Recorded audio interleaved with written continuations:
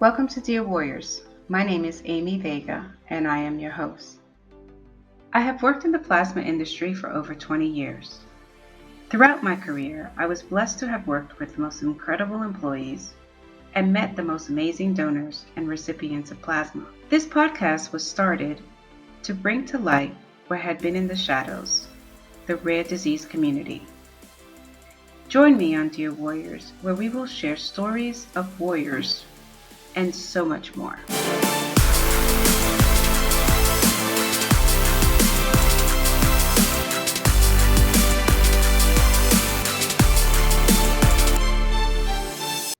Welcome to Dear Warriors. Today's guest has been an IVIG patient for about 15 years. She is a retired special education teacher, Miss Megan Ramirez. Welcome to our show.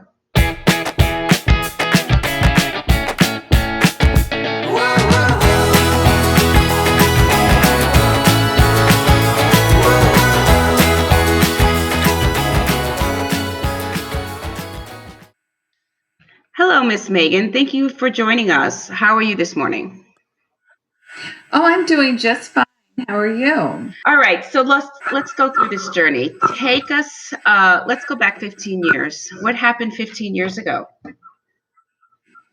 So, about 15 years ago, I went into a doctor's office. It happened to be in the office where my mom had been working for years as a nurse. And I saw the same doctor I had seen most of my life. And it was the same time H1N1 was just, spreading all over the place. And I was really sick with bronchitis. I think I had even on the verge of pneumonia, just feeling terrible. And I literally sat on the table saying, I think I have a brain tumor. Something is wrong with me. And I was just in a lot of pain and dark circles under my eyes. My throat hurt, blah, blah, blah, just bad. And so this doctor that I liked at her office was an immunologist. And he said he was not going to give me any more antibiotics. And he happened to be from Chile. And in his heavy Spanish accent, he said, no, Miss Maggie, you're going to die if you have any more antibiotics. And I was like, what? And I just didn't really understand or even begin to get what he was saying. So he did a check on my immune system. They drew blood, and he said they were going to check my subclasses. And I had no idea what that was. And he was going to check me for Lyme's disease also. And lo and behold, about a week later, he called me in, and I was still sick. And he said, we're going to try something new with you. We're going to try antibody therapy. And again, I didn't have any idea what any of this meant at the time. I said I would do anything to feel better. Because at the time I was teaching, I had been a special ed teacher for probably around 20 years at that time. And I was working in a particularly moldy school. And so I kept thinking that I felt bad every day because the mold in the school was just horrific. You could smell it. And I kind of thought, well, everybody has allergies to mold. I'm no different. I just knew I didn't feel good. So that is when my adventure began. He sent me to first, there was so much paperwork trying to get this medicine that I knew nothing about. But because I had insurance from Fairfax County Public Schools and a supplementary TRICARE insurance, I guess they approved me, but I had to go to an infusion suite. So that right there began chapter 2. I was so scared because my father died from cancer, and I can remember taking him to the infusion suite. And I saw these people sitting around in these chairs, and I was like, what? I have to do this? I really didn't even know what it was about because no one told me. And So when she said it was going to take, 6 hours to sit in that chair, my first infusion, and I just gotten remarried, and my husband he brought me rice. I don't know why, but that's what he brought me to eat. And he looked around and he was like, I thought he was going to cry because neither one of us knew. But I went ahead and got it and sat through it. And it really wasn't too bad. I mean, I just watched TV sitting there. I thought I was going, for like an hour-long procedure, not 6 hours. Oh my goodness, 6 hours. And it does take about, especially when you're new, and they're watching you like a hawk. And it was not the most pleasant place either to be in. There was nothing on the walls. I remember it was very hospital looking and depressing. And so that's what I did. And lo and behold, the next time I had my blood work done, Dr. Hurtado looked at me and he said, "You're my miracle patient. You're all better now." And I felt better. It was like night and day. I just started to look like myself again and feel like myself again. So that was step one of my journey. And what was the therapy? Sure. Was it IVIG? Yes, it was IVIG. And, they had, at the time, they used to deliver the bottles right to the clinic, the infusion suite. Now it's all so much easier. Now that I'm a veteran at IVIG treatment, I would say, I know what to ask for and to look for. But that sort of lends itself to, what is entailed here. First of all, I think you have this huge, huge hurdle when you get this diagnosis to accept it and accept it in a way. I kind of compare it to like finding out from someone that you have MS or you have diabetes or you have type 1 diabetes or something that is not going to go away no matter what you do. You can take, people will sometimes say, what's that medicine called that people take on the airplane? They think if they pop a pill, their immune system's going to be stronger and they won't get sick. What are those? I don't know. They're like cough drop things or whatever. Yeah. And it's sort of like, wait, you don't really understand how broken I am. Now, plasma, once I understood what I was getting sent into me, and I really didn't even understand that until the next time I went for a physical, when they said, you have mono, you have all these things, they were checking off everything, and I'm sitting there looking as healthy as can be. And I'm like, no, wait, I really don't have all those things. I have antibodies for all those things now, but, it's because I've been getting these infusions.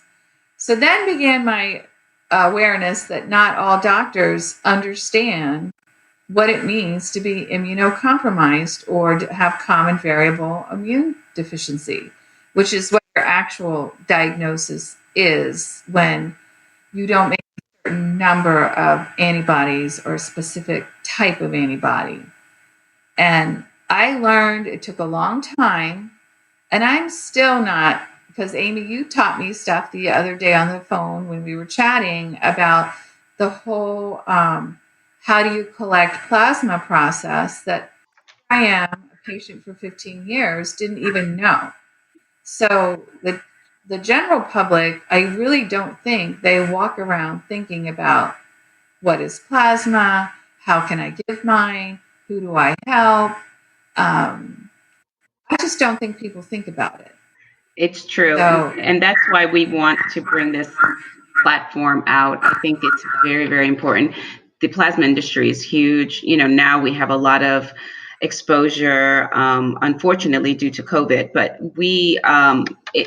it's been something that the entire industry has tried to raise awareness. We have a lot of companies out there that go out and put flyers. We have commercials. We have Facebooks. But there's still so many people that just really don't know what plasma and the plasma industry, how much plasma saves lives for all different types of diseases. So it's very, very important. Right. Well, and that's where I hope that my story, I just retired from teaching. I'm married. I have children. I have dogs. I have family. Um, I think one of the things that's important to understand is that this evolves. You knowing how to deal with this disease evolves from the shock of like someone telling you have to have a 7-hour infusion every 3 weeks if you want to feel okay. And I think that when I found out after a couple of years, just by chance, because I don't laugh, but when I was in the infusion suite one time, at this point, they had just introduced those little movie players that you could, CDs that you could watch in your lap while you're there. And I was just minding my business on a regular Saturday monthly infusion, and all these sheriffs showed up, and this guy came through the door with handcuffs and shackles on, and they just had a little curtain kind of in between each patient. Oh my and God. Sit, but right next to me. And I'm like, oh my gosh, is this really happening? And so at that episode, that whole event made me think, okay, I got to either change places just because it was uncomfortable. It's bad enough that you have to go there. But right.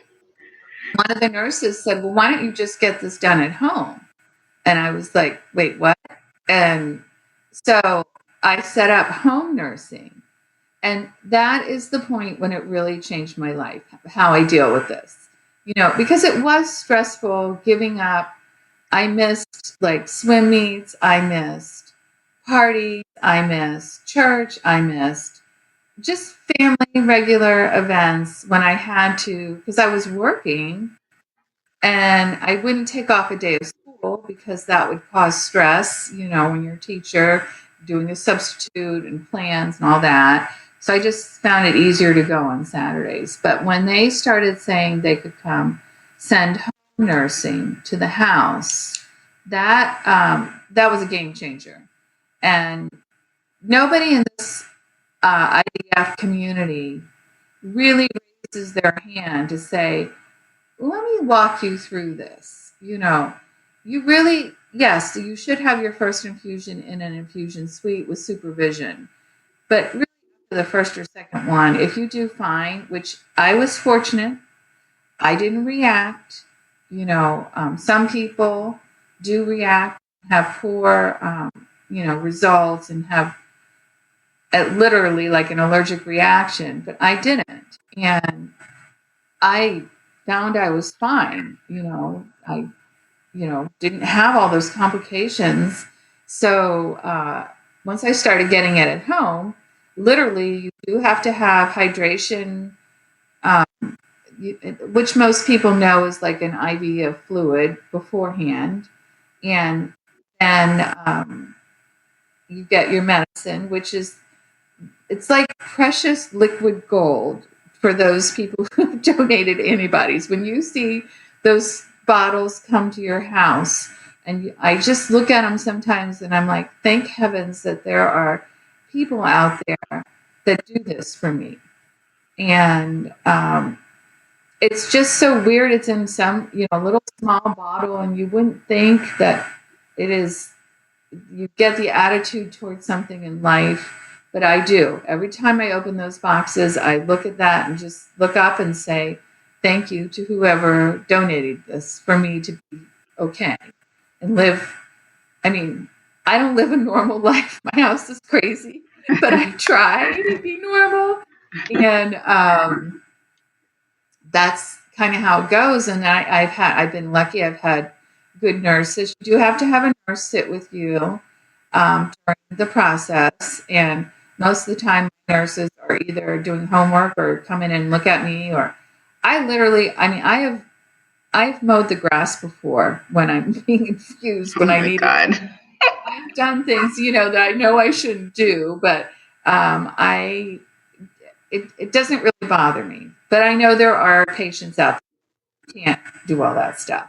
So anyway, that sort of then you learn kind of timing, and I'm glad you asked me to do this because sudden now, when you turn on the TV and you see the president talking about plasma, and you see, the general public, plasma is sort of the buzzword now. It is. People who are donating antibodies, and yes, that's going to help me in the long run.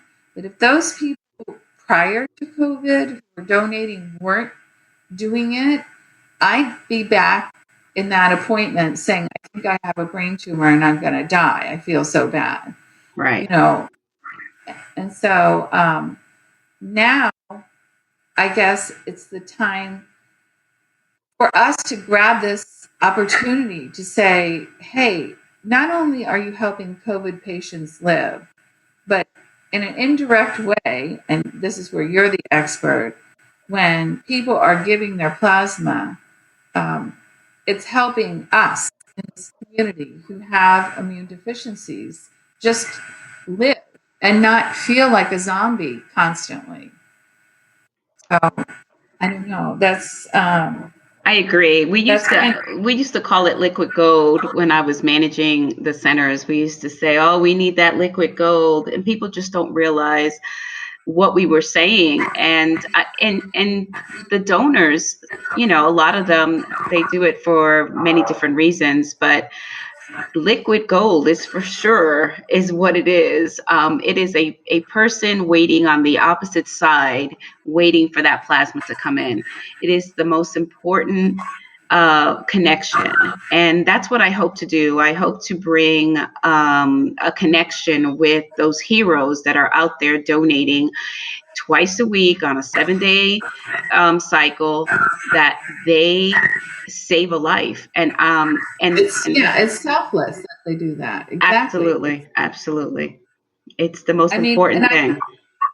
I think, and we've talked about this prior, that there's a whole generation that, younger people, because we have tried to make it in our house when I'm getting an infusion that it's just what it is. And it's the same as me standing there, I guess, cooking dinner, or I have tried my hardest so that my kids don't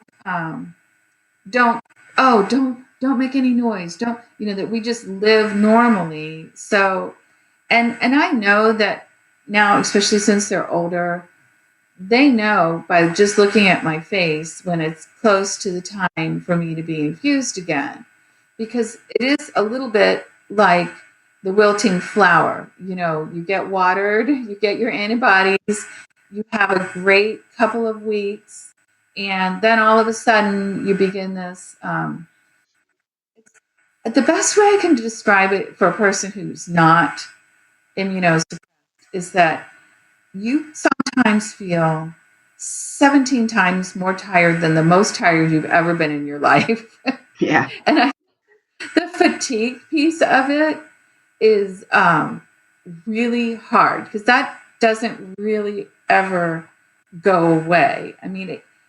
Getting your infusions helps, but it's still kind of there that week before it's coming up again, and you always live your life like people are living their lives now. I have been wearing a face mask in public forever, and getting on an airplane has always scared the life out of me because I know I'm susceptible to stuff. Right. But I let it win, Amy. I've never let that beat me from doing things.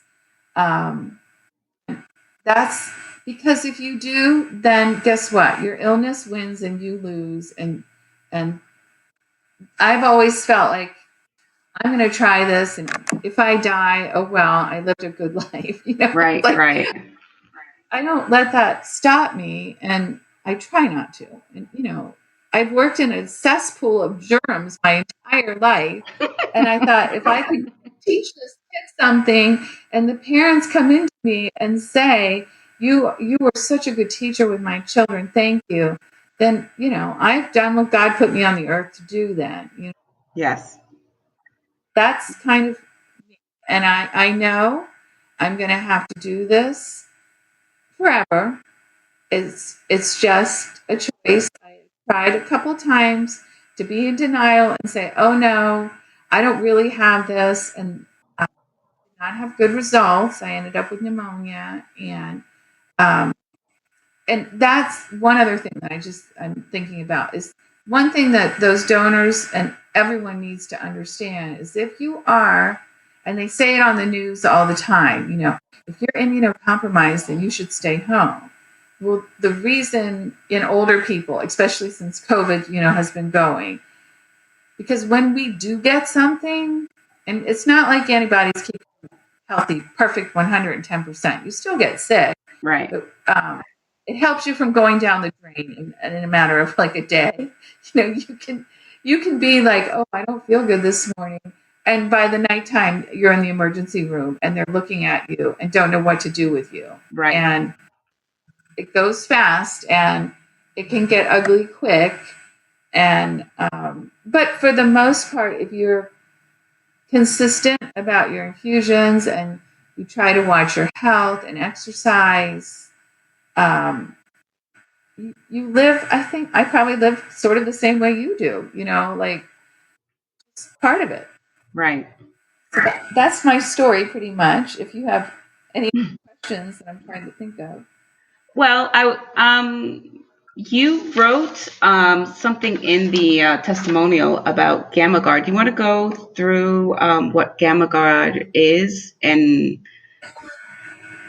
Well, I didn't really understand, and I'm still not, an expert by any means. But when I went to my first conference on that the immune deficiency put on for us, and I saw all these vendors, multiple vendors there. Mhm. I can remember being, is this like buying a car? Oh my God. Yeah. It was like this overwhelming, uh, like, because I guess you probably know more than I do, but different products, and Gammagard has worked for me, and that is just, I guess, a flavor, right, or a Right. company It's version of antibodies, and and I guess Gamunex, and then it's kind of like, are you going to use? I think this is for people to understand Aquafresh or Colgate or Crest. All those absolutely things are going to clean your teeth, but you might like one more than others. So Gammagard has worked for me.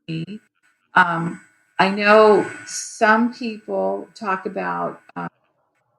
We have a support group or some that a woman tried to start around here, and at that group that I go to every now and then, they will talk about different medications besides Gammagard and how they got a bad batch of antibodies, but none of that has ever really happened to me, so I can't speak of it firsthand. I know there was one point where I wanted to try sub-Q infusions of antibodies, which is a way that people can infuse themselves weekly. right. And I did try that. I set it all up, and I found it to be even more cumbersome than getting a 5-hour infusion every 2 weeks or every 4 weeks, because I just didn't like it. A lot of people love it because you can just poke yourself and you just kind of do whatever you do and it's over in an hour. But I didn't like it at all. I found it to be painful, and it was more work for me to remember which day to do it and to clear my house, because again, I try to live normal, And doing this, I had to get everybody out of the kitchen, everybody still while I was trying to poke myself. And it didn't work for me. So I went right back to IVIG. Yeah. Yeah, the Gammagard. So when I've been with it ever since. when the support group, when you were mentioning the bad batch, is that the lingo when you don't when you don't react a certain way after getting an infusion?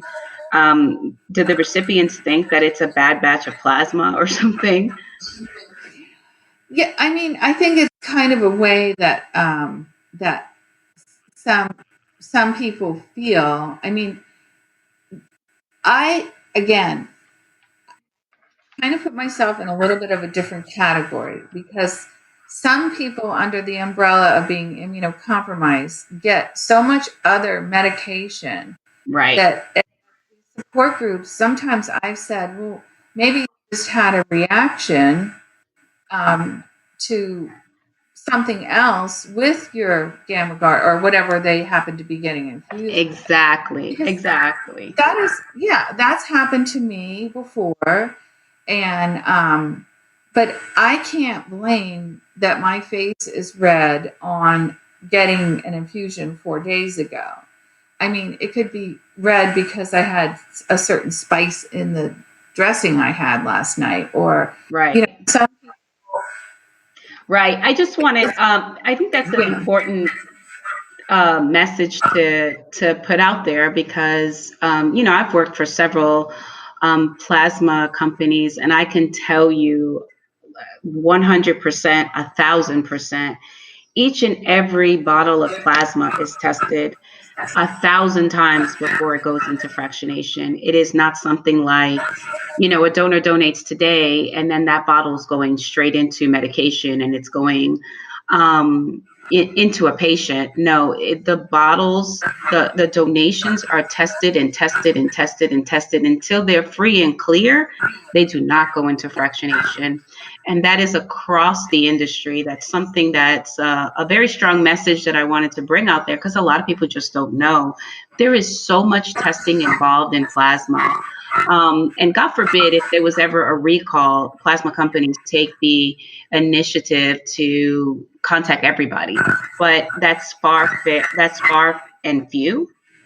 But right. yeah. I mean, that's never happened to me in 15 years. Yeah, plasma So is one of it is the highest regulated out there. And, personally, since I've worked in the industry for about 20 years, I can tell you that we don't release, as a manager, we cannot release a bottle of plasma unless it's fully cleared, tested 100%.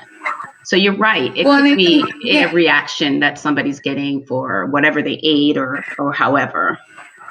Right. It could be a million things. Yeah. It could be, and again, the theme of the zebra, which is people don't really understand, doctors don't understand why we get as sick as we do sometimes with certain things.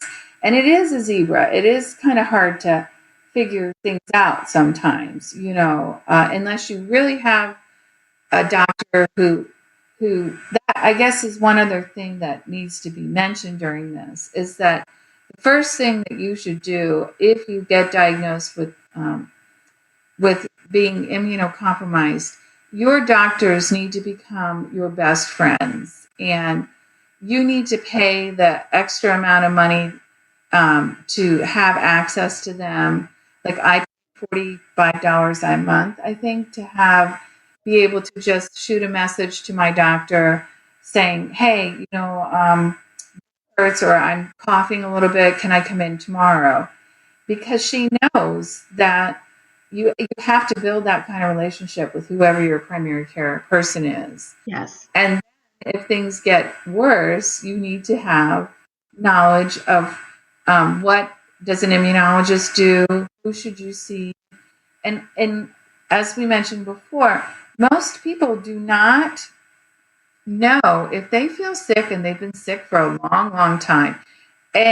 You've been going back and forth to the doctor and nothing's really working. So do you feel doctor and talking to them for 4 hours on why you constantly have a sore throat? No, not really. And they're not going to raise their hand because this therapy is so expensive. I don't even know if all insurances cover it. I questioned when this whole thing, antibodies with COVID, I was like, so are the hospitals going to administer, antibody therapy to people who are, because unfortunately the older population, are they going to be able to pay? Because I know mine costs about $5,000 when they come through the door. And you know what I mean? Hospitals these days, if, even before COVID, if you were older, they kind of said, oh, well, I'm sorry, but we can't do that for you because it's too expensive. No, that And is so important. A lot of people don't even know how much an infusion costs. right. They're so quick to say, the plasma companies, this and that, or whatever, and the donors really don't know the importance of donating and how expensive it is. And a lot of insurance Mhm. companies just don't cover. And I don't know if it would be less if people donated more because it's not easy. This is one part of this when I was mentioned this to my 21-year-old, and especially because kids aren't working right now because of COVID, they were looking for ways to make money. And I said, it's too bad that they can't just get to an infusion site, a donation site and donate plasma, be screened and make that part of, because all these kids have been home for 6 months that have been perfectly healthy. I mean, think of the amount of plasma that they could have given. Now a lot of them are going back to their colleges, but think if they had a site on campus, how busy it would be and how they could promote, There is. listen. There is a college that actually has a plasma center in there. It's in, Yes. I believe it's North Carolina. But did you know that plasma centers didn't close? They were considered essential. They did not close the entire time we were locked Right. down. But you're right. The message, a lot of the message, the recruitment, they've done a lot of the companies have done everything possible to attract, to bring donors in through the door. That is the most important message that we can give to the listeners, to people that we know. Hey, donate plasma. Hey, donate plasma. It's very, very important. Just, just just so you know, under the donatingplasma.org, it takes more than 130 um, plasma donations for one patient with primary immune deficiency.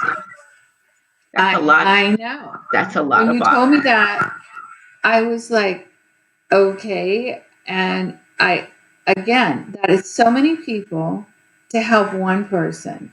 But I don't Absolutely. even, one connection that the college kids could make to do this is to think about, it's a little different when they're donating to help, like the mom who's nagging all the time. But if they were helping children who were diagnosed with terrible immune compromised diseases. And, they don't know, most college kids don't walk around thinking, oh, what disease does that kid have? Because Right. when you are immunocompromised, it can be a multitude of things that are wrong with you. That's why, I'm hoping that this does, we or your company or whoever can make this connection and make it easy enough for these kids if they have downtime to say, hey, I can go donate my antibodies and I can help so and so. And it's that easy. They flip an app on their phone, they show up at the place and they do it and they're done. And they know that they've done something really, really nice for mankind, in general. But I don't think I would bet you 5% of the kids my daughter's age have any idea about this, if that. Now, maybe half the population who maybe they've been watching the news and they have someone who's affected by COVID, and then all of a sudden they're like, wait, there's some kind of antibody treatment. Quick, get them there for that. So plasma is, a connection there. But prior to all this, I don't think anyone knew what was wrong with me. I'm Well, trying to tell them. I guess we have something to thank COVID for, because there's not a lot of people happy with COVID. But at least we have, you know, that it's now part of the conversations of everybody talking about it. And now we have this platform, and that is our job here at Dear Warriors. We want to bring out stories, and we want people to, take us through their journey. Tell us, the things that they're going through. What is an everyday life of somebody who receives, IVIG therapy? I mean, are you stationed at a chair sitting down for 6 hours like you told us in the suites, or can you walk around with your machine, or with your IV bag and walk around and Right. and do everything? It's just, I'm trying to picture you, mowing the lawn.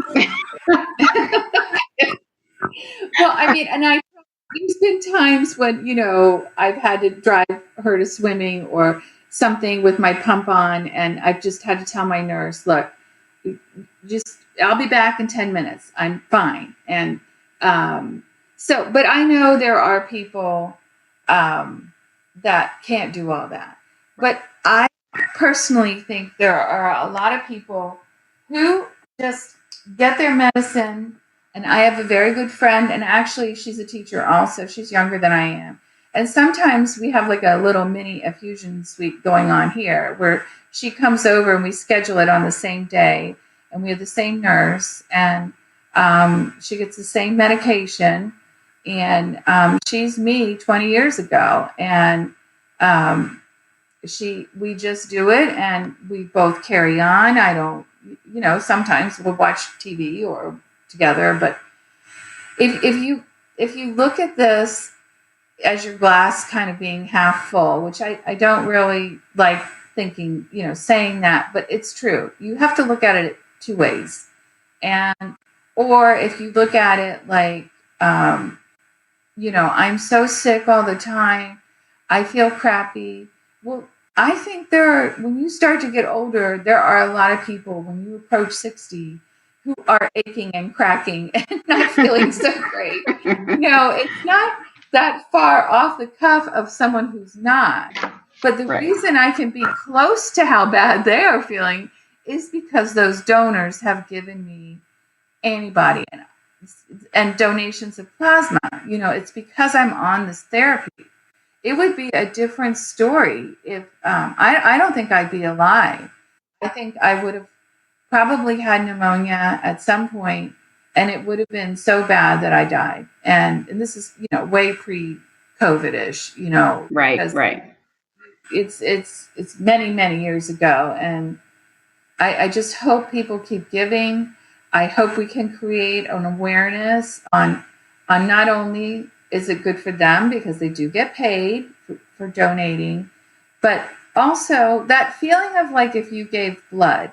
I think a lot of people understand if you give blood, especially in an emergency, you're really doing a good thing. You're helping mankind. You're helping people. But people don't understand. If you say, go give your plasma, it's like you're saying, go give your eyeballs or something, I don't know what you're talking about, And so I hope we can do that together, Amy, and I'll help you any way I can. And again, my appreciation, my heart goes out to all of those people and I know it's not the most pleasant process to, give plasma or give blood, but it's done and it's over with, and you just should feel good about it. Absolutely. And thank you so much. I love that. And we need to raise awareness. I appreciate all the help you will bring to our little platform here at Dear Warriors. I really am so grateful for all the donors. A lot of people just don't know the importance of donating plasma, but we also have those frontline workers, those employees that are out there every single day pushing 100, 150 donors every single day. those people are my heroes as well. I know because I have the most amazing employees that worked with me, and it's not easy.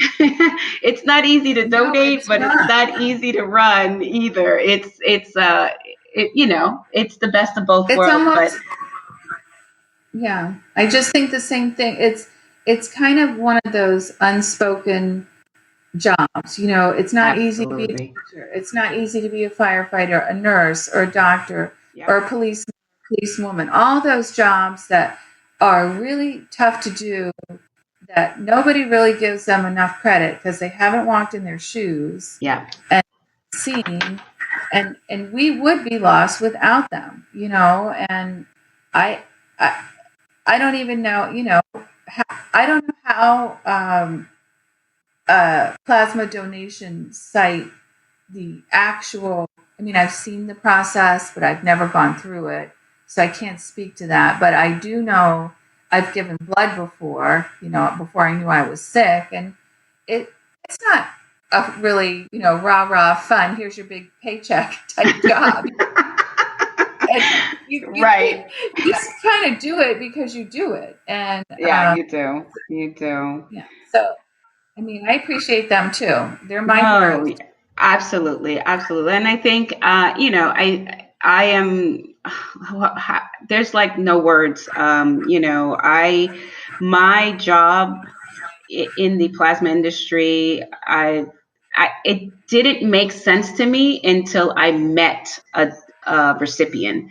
And that is the highlight of my career, was when the company I was working for literally sent me out and to their fractionation, and then from fractionation I went to the hospital. From the hospital I saw them infuse a patient, and I was like, oh my, like all the dots connected, and I was like, oh my god, it literally changed the way I managed the center. It literally changed the way I viewed plasma. There was like, I can't explain. I get choked up every time I talk about it because I cannot explain that connection.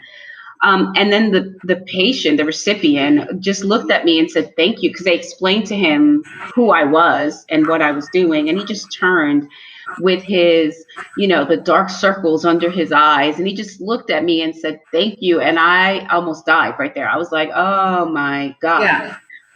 Well, because And if it wasn't for you, too, I mean, yeah, this has been 15 years, and this is the first time, other than one other time when at some dinner thing when I was trying to do sub-Q, change to that process.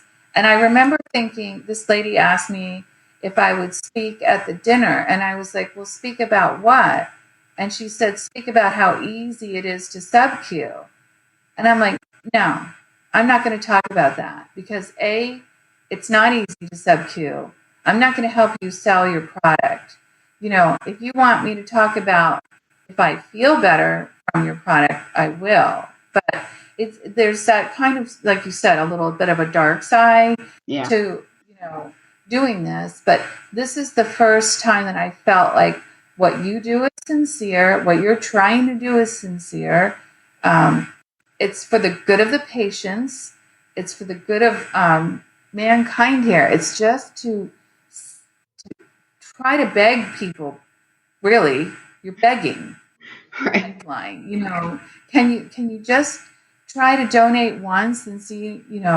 But unfortunately, like I had spoken to you before, for us right now where I live, and I'm in a big metropolitan area in Northern Virginia, the closest place to go and donate is an hour and 15 minutes from me with traffic.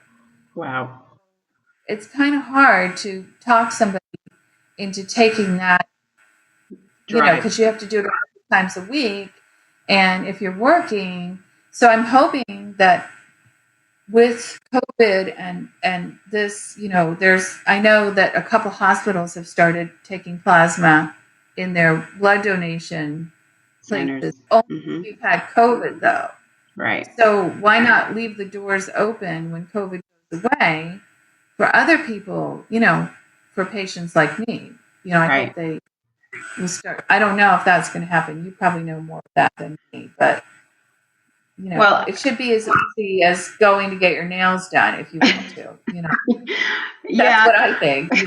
it should be. It's a little more complex because, we have to Right. get everything tested, but definitely, there are plasma companies out there that are building plasma centers, and putting them in areas where people can more, like more areas where people can go to, because you're right.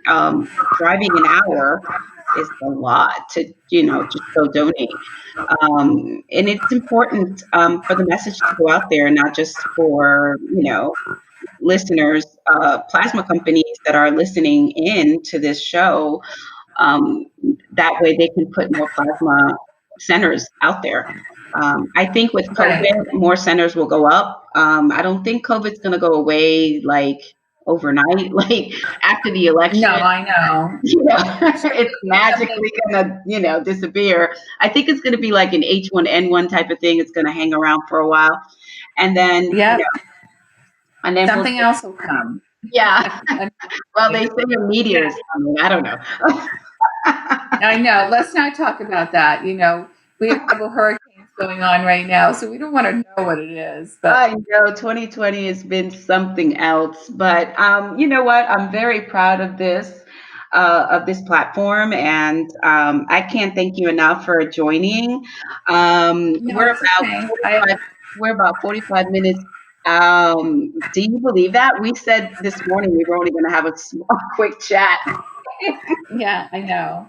Well, it's easy. You know what, Amy? This is the thing. When somebody has a little bit of awareness of this and what what we go through, it's easy to kind of glide over, and talk to them and about it, because a lot of times it's not fun to be around somebody who goes, "Oh, I don't feel good.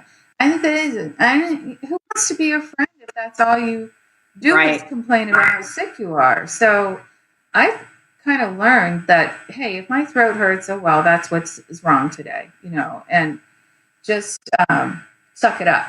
Suck it up, Buttercup. That Kind is of attitude. So that's that sort is of, so funny, because that's what I used to yeah, tell my employees. Suck it up, Buttercup. Let's go.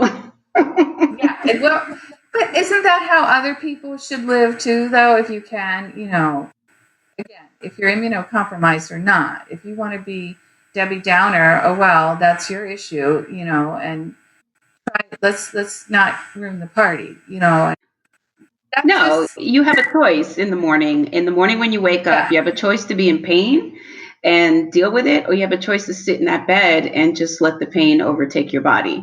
And, exactly.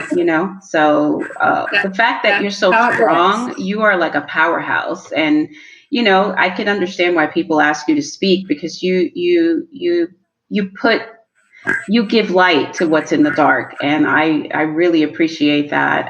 You made it. No, You sim. I know. I know that your life has Well, been complex for 15 years, but you simplified it for us in a way that you probably, whoever's listening, probably empowered them to say, you know what, I want to be just like Megan. I'm going to get up.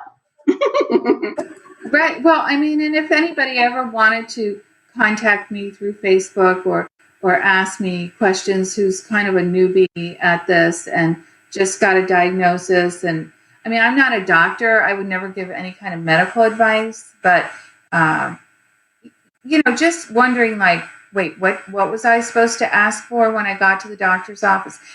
Dumb stuff like writing down what you need to ask when you get Right. there, because Right. that kind of No, stuff. yeah, you go, Uh, you go to the doctor's office, you say, well, I get there, I'm going to ask them for this. You get there, and I don't know what happens, but you draw a blank. So it is right. good to How do write you things feel? down. Oh, I'm fine.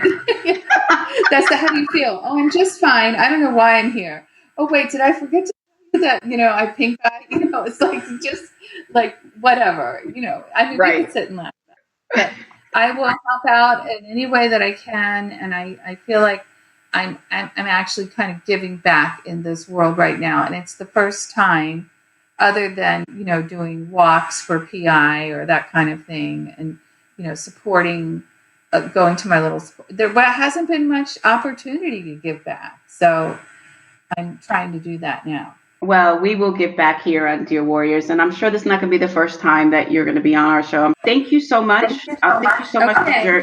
for your journey. I really appreciate it, and I'm sure that we have some listeners that you just empowered. So thank you so much. We are not just sharing stories on Dear Warriors. Our goal is to help change lives. And when you share this podcast, you are helping to change lives too. Listen to this podcast on your favorite streaming platform. Thank you so much for listening. Until next time, and God bless.